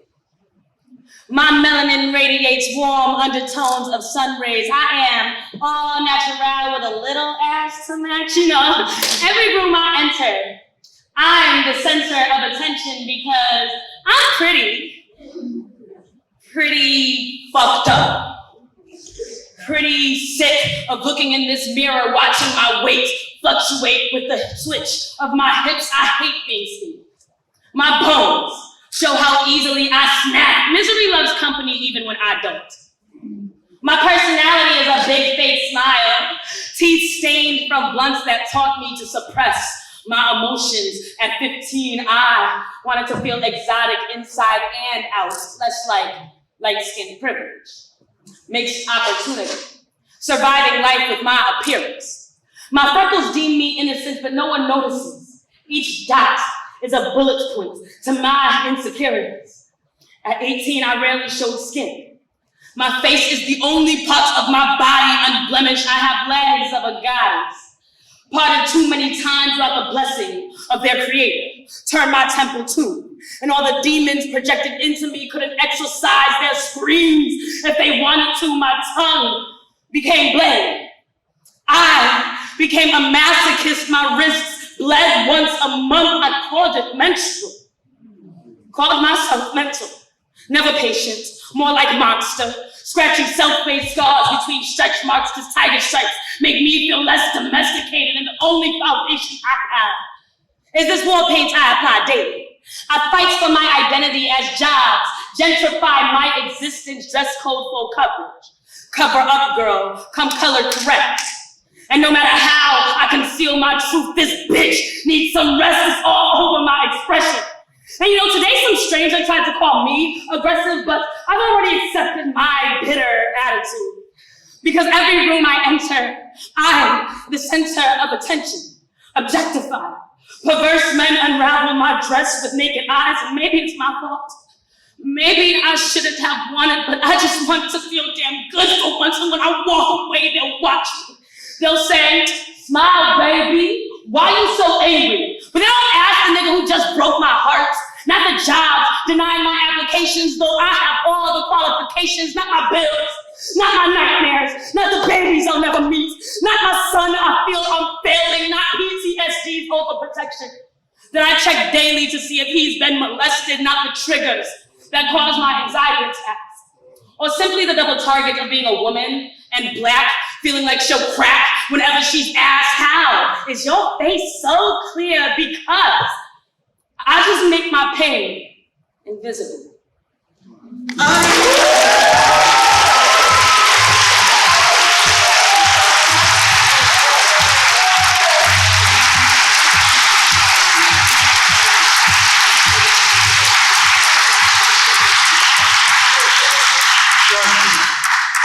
you do it. That was a poet doing the poem, damn it. Got it. Oh my God. Is this ridiculous? Okay, I'll see you later. Yeah, judges. This is a 9.5. A 9.9. A 10 and 10.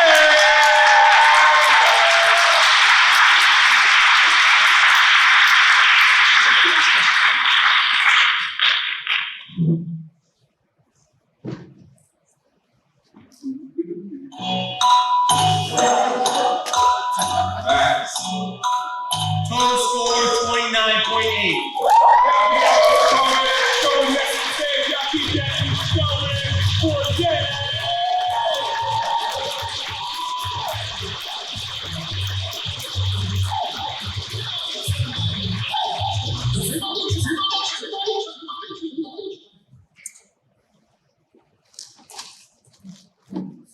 The power of the people has been corrupted. The streets have erupted with love unrealized and fear lies right past anger. A danger zone is what my body has been made. They've turned it into a political grave, a war-torn minefield, and my mind feels as if it's about to explode. So I sidestep thoughts which erode and bought some time I wrote. Father Time, who depart in space, hallowed be thy shame, thy kingdom burns, thy will we yearn, paradise, for we are trapped in the fire. And in the beginning there was darkness. I am homesick for a place I feel heartless. It doesn't exist. Somewhere between heaven and this must be hell. A spell, a shade of gray in the twilight. Oh brother, where art thou as history pulls at the frayed edges of my skirt, threatening to rape me? Do you hate me or did they just castrate you first? These pixels hurt my eyes, they burn my mind. I see truth in HD. I ain't woke, I can't sleep. Empty hope, they act like they don't keep the peeping Tom, Uncle Sam, son of a bitch, mother of men. White warrior, black porn, gray matter on the concrete from the tree surrogate to this strange fruit. We were never supposed to meet like this. Rewrite history, they Malcolm X, my baby father on the corner of West Div Street in the Ville, while his hands was in his pockets. I almost died atop that hill, but my ancestors told me stop it, there is beauty on the other side. And I must confide, I've witnessed brothers invoke their pain to evoke the spirit of James Baldwin as white men sat on their backs. I am a hypocrite. And this is first class, take a seat. Witnesses pay high prices for nosebleeds, but don't you clap for me. As sisters bear the weight of the world in full bellies, black men carried in their eyes, and therein lies a lonely place where the spirit dies. This is for the black stories that we never heard, the names that were more than words. Hold me with your lips, carry me on your tongue, tell my truth what I have hung. Language fails me. Freedom rung no bells over here, so cover your ears. This is a silent snuff, film over the eyes, black bodies outlined in white chalk. Hush now when you balk, the machine listens, and deaf ears may not hear cries, but surely they feel the vibrations, and your flesh lust portrays your sensations, made you come to your downfall, and I am down for the bloody battle of birth. As they panic at the disco, I have no choice but to dance in the inferno. As violins muffle my cries, muddle my pride, struggle then die in vain. Look me in your eyes, do you lie awake? This is God talking. My eyes are sore from black horror. This is black noir and white noise. So I poise myself to raise hell in my voice.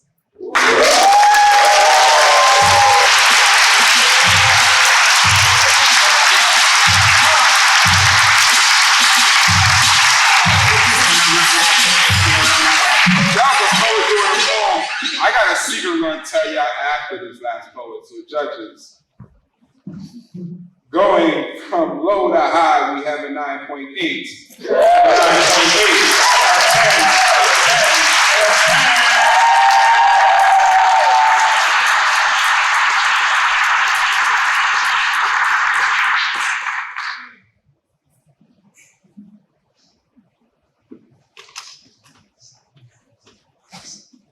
29.8. 29.8.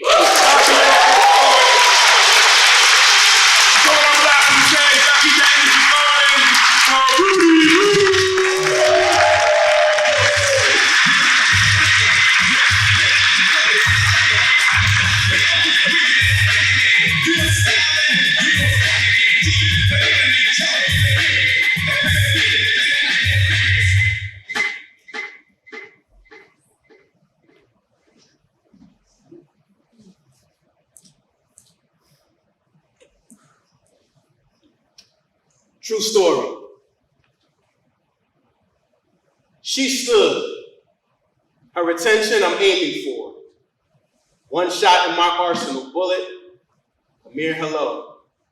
So I walked slow, eyes locked on one mission. Intention changed past pronouns to present adjectives to go from, who is she to?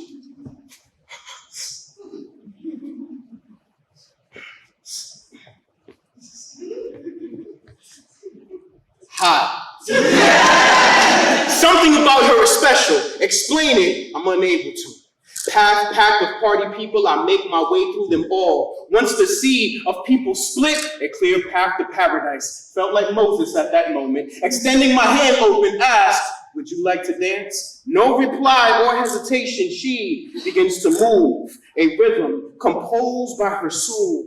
Body sung vocals, her symphony was singing.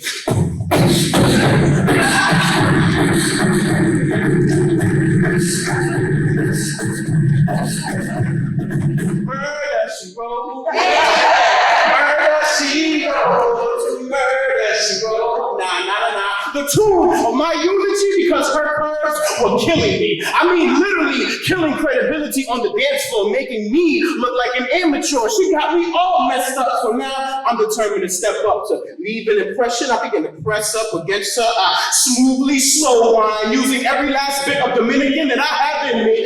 Channeling merengue, bachata, and salsa to translate Morse code messages through my waist. Stating two can definitely play this game. Now we're on the same page, thrusting together on the dance floor like lovers in the heat of passionate baby making. Our bodies made friction. I was metal to her magnetic force, staying on top of every move. She dropped it like it was hot. I was right there to catch it, but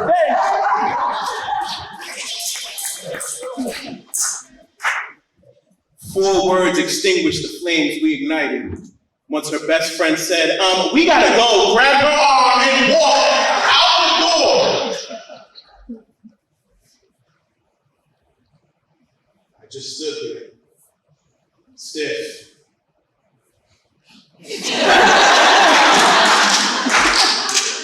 In more ways than one. My adventure was sucked into a black hole, Bermuda triangled by a blocker best friend, slapped back to reality, uncomfortable in my own skin because my flesh's only cravings were gone in the wind. I tried getting off my mind that night. Even danced with other girls, but none were right. It's a shame. All I could think was, ah! I didn't even get her name. Murder she wrote.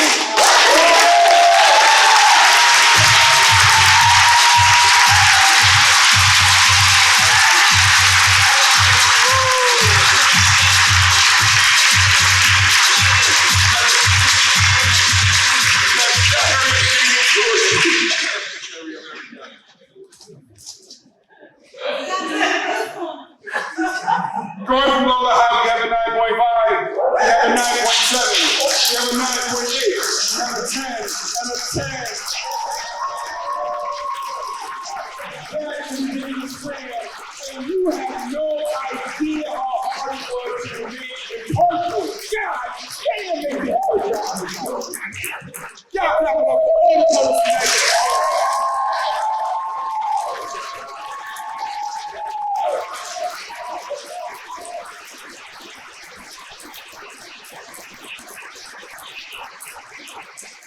Total score 29.5. Really quick, I want to shout out the 2 timekeepers, Magdalena and Gabriella. Also, at the same time, quickly want to give thank yous to Give thank yous to the Word for providing to Arts and Ideas, also for providing for Yale, for providing the space. I want to thank everyone who had a hand in making this event what it has been today. It's been really, really great to see Haven come together as a full community. It's really been great as being a lifelong resident of Haven myself. So yeah, y'all don't forget that slam August 5th. The Underground, $1,250 is on the line.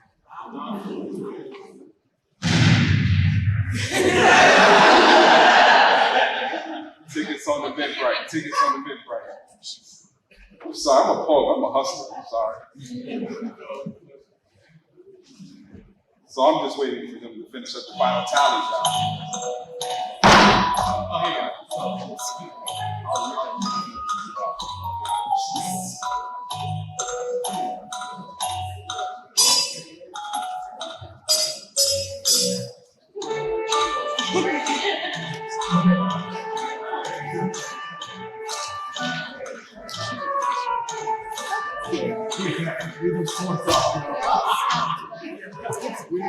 This is why I can't read slam poetry. Because you can lose by 0.2 of a point. Like, it's crazy. The scores are very, very close. We're gonna start with third place. Y'all clap it up for Got It, Somebody Ray with 89.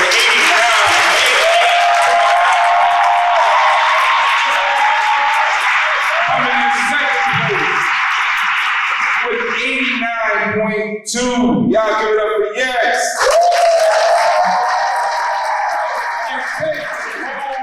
First place prize with, like I said, 0.2 or less. With an 89.3. Give it up to Rudy.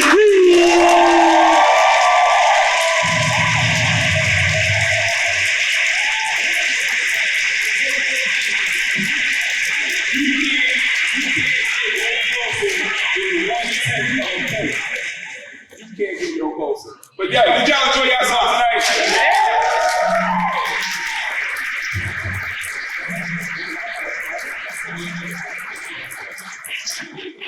This is a community event. We got 15 minutes. Hey y'all, just want to make an announcement. Always don't leave yet. My name is Ife Michelle. I am the founder of Elm City Lit Fest. And on September 9th is the next Elm City Lit Fest, Saturday, September 9th. So look it up. Also, next week we will be putting out a call for New Haven's first Elm City Poet Laureate. We are partnering with the New Haven Department of Cultural Affairs. And so we'll have nomination forms. I have to be a New Haven-based poet to be in the running, okay? And we're gonna have some judges and we'll make an announcement at Elm City Lit Fest. So look out for that, okay?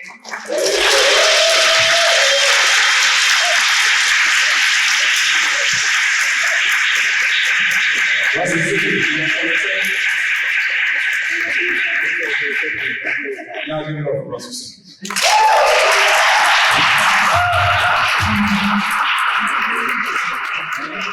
So, we want to thank everyone for coming out. We want to announce that this year, Connecticut, the Word will be bringing 6 youths to California to represent y'all at the 2023 Brave New Voices. We're going to be out there from July 8th, tentatively July 18th to the 23rd. So yeah, if you had to be in San Francisco area, come out and support us. I'm not sure if it's going to be live streamed, but all information about it will be on our website, www.thewordpoetry.org. One of our poets is in the back. Raise your hand, Theo. Stand up. So these poets are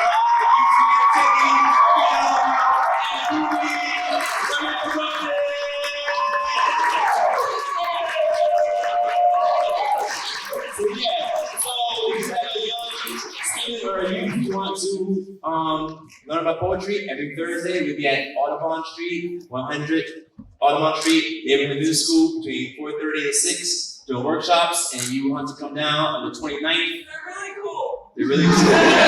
on the 29th of June, it'll be our Lit Cypher. Come down to our Lit Cypher.